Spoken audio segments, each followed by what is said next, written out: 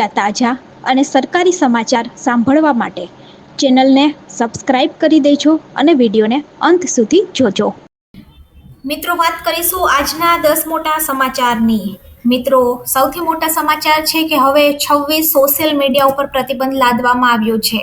તમને ખબર હશે કે ભારતની અંદર ફેસબુક, ઇન્સ્ટાગ્રામ, ટ્વિટર, લિંક્ડઇન આવી બધી એપ્લિકેશનો ચાલે છે, પરંતુ નેપાળ સરકારે ફેસબુક, ઇન્સ્ટાગ્રામ, એક્સ કે જેને ટ્વિટર કહેવામાં આવતું હતું અને યુટ્યુબ જેવી 26 સોશિયલ મીડિયા સેવાઓ પર પ્રતિબંધ મૂક્યો છે.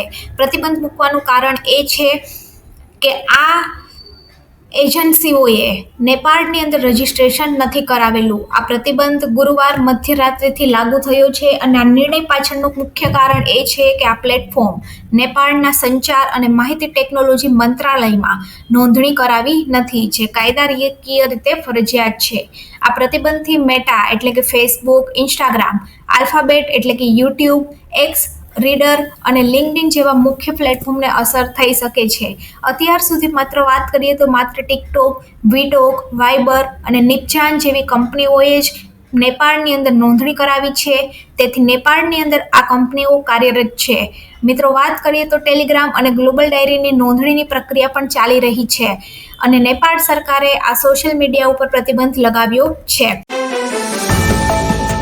મિત્રો, બીજા મોટા સમાચારની વાત કરીએ તો હવે તમારું જે આયુષ્યમાન કાર્ડ છે તમે ઘરે બેઠા 24 કલાકની અંદર બનાવી શકશો.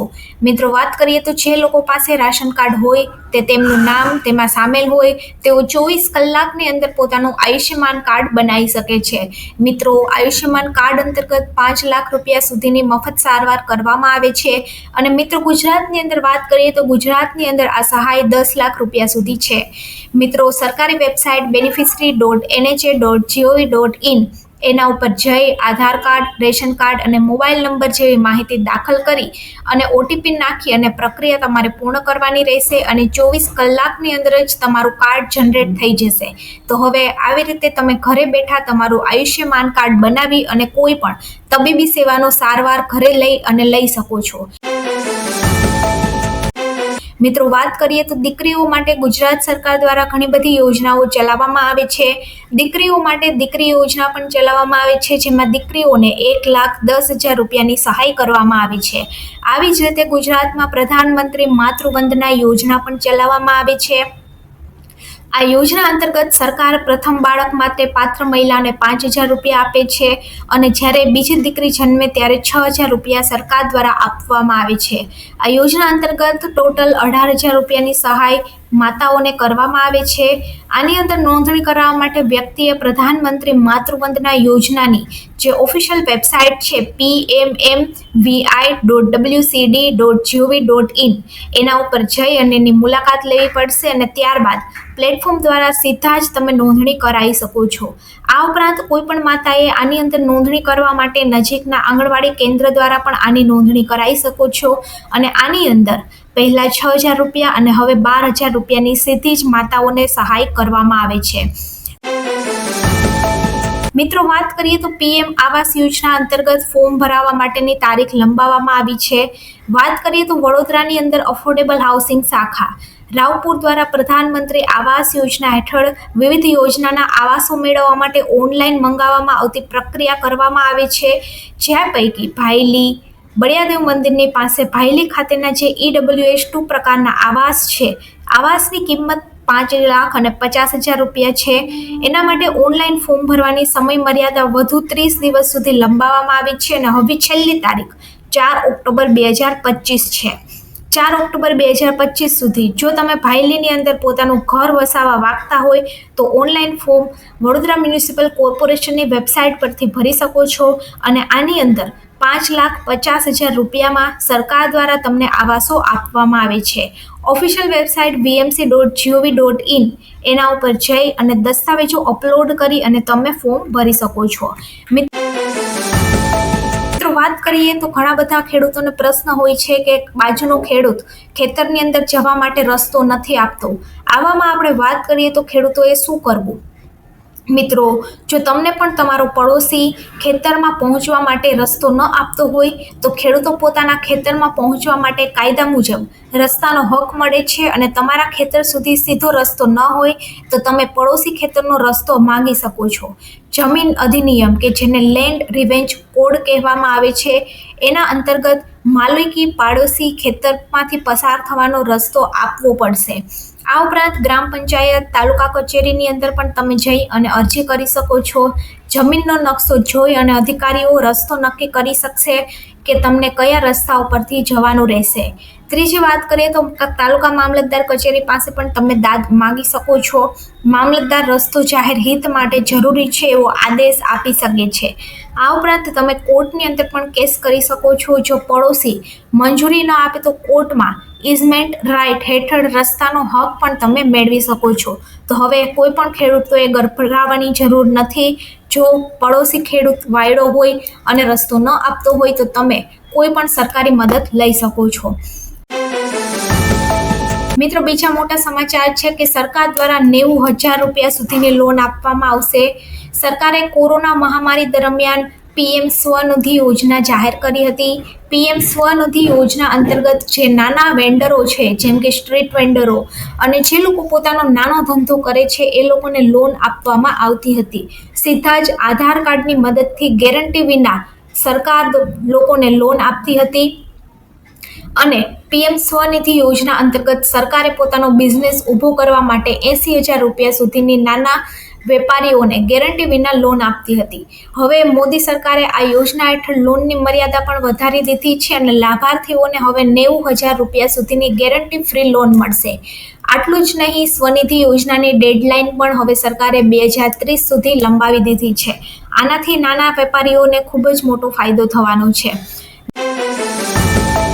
મિત્રો, બીજા મોટા સમાચાર છે કે વીજ ધારકોને હવે રાહત મળશે. કારણ કે રાજ્યની અંદર વીજ ધારકો માટે રાહતના સમાચાર આવ્યા છે. આવનારા દિવસોની અંદર રાજ્યમાં વીજળીના બિલની અંદર મોટી રાહત મળશે. કારણ કે સરકારે ફ્યુલ ચાર્જની અંદર 15 પૈસા સુધીનો ઘટાડો કર્યો છે, જેથી ફ્યુલ ચાર્જ 15 પૈસાથી ઘટી અને 2 થી 30 પૈસા થઈ જશે. જે હાલ 2 રૂપિયા છે તે હવે 45 પૈસા થઈ જશે. વાત કરીએ તો મિત્રો, વીજળીના બિલમાં હવે 100 યુનિટે તમને 15 રૂપિયાનો ઘટાડો જોવા મળશે. ફ્યુલ સરચાર્જની અંદર પણ યુનિટ દીઠ 15 પૈસાનો ઘટાડો થશે. અને વાત કરીએ તો આ કાયદો 1 જુલાઈથી લાગુ થશે અને 1 જુલાઈથી વીજ વપરાશ ઉપર આ ફાયદો લોકોને મળવાનો ચાલુ થશે. મિત્રો, બીજા મોટા સમાચાર છે વાહન માલિકો માટે. વાહન માલિકોને હવે નંબર પ્લેટ માટે કોઈ પણ જફા કરવાની જરૂર નહીં પડે. ગુજરાતની અંદર સરકાર દ્વારા નિયમ લાવવામાં આવ્યો છે કે હવે વાહન માલિકો પોતાના જૂના વાહનના નંબર નવા વાહન ઉપર રાખી શકશે અને નવા વાહન માટે જૂના નંબર લેવાની પોલિસી આવશે. જૂનું વાહન વેચ્યા બાદ 60 દિવસની અંદર નવું વાહન ખરીદવાનું રહેશે અને જૂના વાહનની માલિકી ઓછામાં ઓછી 1 વર્ષ સુધી તે જ વ્યક્તિના નામે હોવી જોઈએ.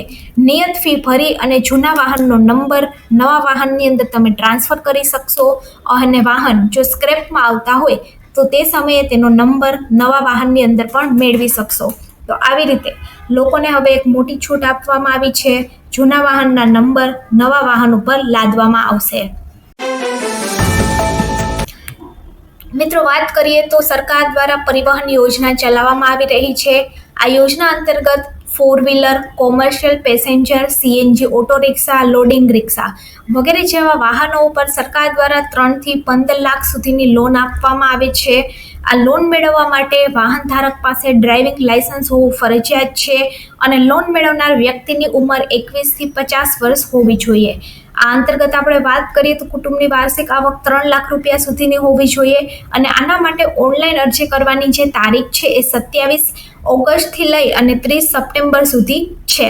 આની ઓનલાઈન અરજી તમે કરી શકો છો અને ઓનલાઈન અરજી કરી અને પરિવહન યોજનાની લોન માટે વાહનનું ગુજરાત ગોપાલક વિકાસ નિગમ ગાંધીનગર નામે એપ્લિકેશન કરાવવાનું રહેશે અને તમે આ યોજના માટે ઓનલાઈન ઘરે બેઠા ફોર્મ ભરી શકો છો.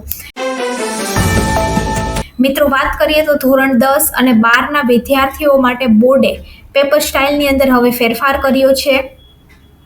વાત કરીએ તો ગુજરાત માધ્યમિક અને ઉચ્ચતર માધ્યમિક શિક્ષણ બોર્ડ દ્વારા શૈક્ષણિક વર્ષ 2025 અને 26 માટે ધોરણ 10 અને 12ની બોર્ડની પરીક્ષાની પેપર સ્ટાઇલની અંદર ઘણો મોટો ફેરફાર કરાયો છે.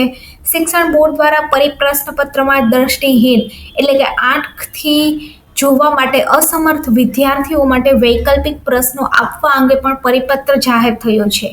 નવા પ્રશ્નપત્રના નમૂના જીએસઈબીની સત્તાવાર વેબસાઇટ www.gseb.org ઉપર જઈ અને તમે લઈ શકશો. આ મામલે શિક્ષણ મંત્રીએ પ્રફુલ્લ પાનસરિયાને કહ્યું હતું કે ગત વર્ષે બોર્ડની પરીક્ષામાં સામાન્ય અને દિવ્યાંગ વિદ્યાર્થીઓને પ્રશ્નપત્રની અંદર ઘણી બધી મૂંઝવણ ઊભી થઈ હતી. આની અંદર દ્રષ્ટિહીન વિદ્યાર્થીઓ માટેના સવાલ સામાન્ય વિદ્યાર્થીઓ લખ્યા હોવાનું સામે આવ્યું છે. ત્યારે આ ક્ષતિને દૂર કરવા માટે સરકાર દ્વારા પેપર સ્ટાઇલની અંદર ઘણા બધા ફેરફાર કરવામાં આવ્યા છે. મિત્રો, આ હતા આજના યુનિક 10 મોટા સરકારી સમાચાર. આવા જ 10 રોજ નવા 10 સરકારી સમાચાર સાંભળવા માટે આપણી ચેનલ ગવર્મેન્ટ સાથી ન્યૂઝને સબસ્ક્રાઇબ જરૂરથી કરી દેજો અને ચેનલને તમારો સપોર્ટ અને પ્યાર જરૂરથી આપજો.